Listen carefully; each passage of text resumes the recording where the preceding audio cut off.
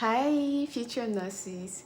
Well, I made this video in two batches, and I'll try my best to make it short, so I don't engage you for too long. So let's begin with my failure. How did I feel my first attempt?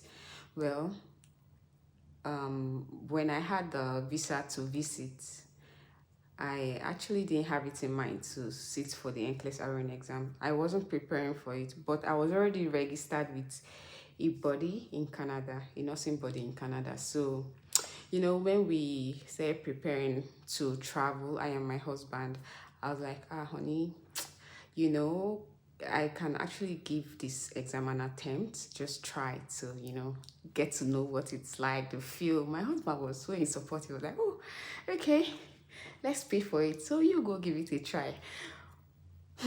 Guys,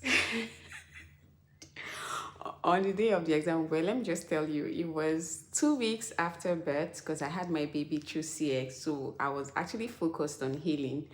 And after putting to bed, I did not study. I wasn't even opening my computer to know what the exam is going to look like or what the questions and stuff like that. I was just going through some questions, random questions online on Facebook, on TikTok, especially on TikTok. I was actually going through them on TikTok and some on YouTube. Yeah, I had a lot of questions I was just viewing on YouTube. My failure actually was that I didn't build content. I didn't study to know how the systems and how they do their case studies, stuff like that, how they do delegation, prioritization, and communication skill.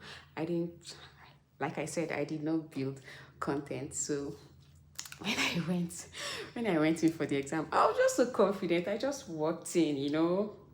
Na Nigerian nurse I be now. I just graduated. I waiting they will ask me where I don't know. So they searched and did all the, checks for before you sit for the exam. I went in, logged into the system. I sat down.